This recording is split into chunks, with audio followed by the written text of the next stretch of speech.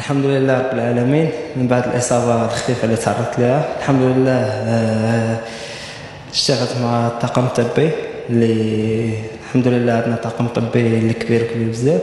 الحمد لله دابا حاليا رجعت العافية ديالي، بغيتنا تستحق هذا اللقب. ان شاء الله غادي ندافعوا عليه باش نرجعوا به المغرب ان شاء الله ونفرحوا المغاربه كاملين ان شاء الله.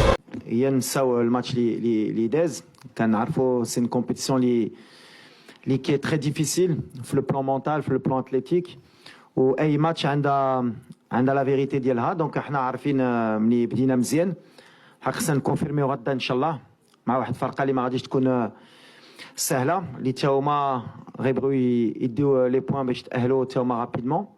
هادشي اللي بغينا حتى حنا مع الاحترام ديال الكونغو. الحمد لله رب العالمين. من بعد الإصابة الخفيفة اللي تعرضت لها الحمد لله، اشتغلت مع الطاقم الطبي اللي الحمد لله عندنا طاقم طبي اللي كبير بزاف.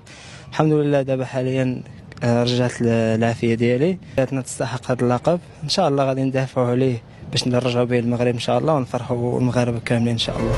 عز الدين قالوا لي على لو جاز ديالو ديال البارح ما عندها حتى علاقه مع المسار، على هادشي كنضحك. دابا المشكل ديالنا اما في الهضرات. انا واحد المره في الندوه الصحفيه هضرت على شي حاجه باغيين يخرجوا على بلاد اخر، يفو اغيتي ان بو لي بوليميك.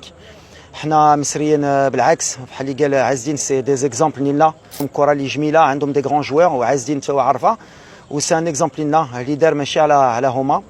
تا الناس ما خصهمش يكبروا هادشي. واحد اللاعب اللي كيحترم اي واحد بحال المغاربه كاملين. يفو اغيتي سيت بوليميك. وعايزين ما عنده حتى علاقه في هادشي. كان دار ان انترفيو قبل لا كوب دافريك جوستومون على ليجيبت كيفاش كيلعبوا لو ستيل ديالهم، وحنا بالعكس بور موا سي ان غران ريسبي بالنسبه الفرقه ديال المسار وعلى الشعب المصريين، وان شاء الله يربحوا اليوم بالليل. هادشي اللي بغينا حنا خوت، حنا غاديين بيناتنا، وعايزين حتى هو عارفه. وبالعكس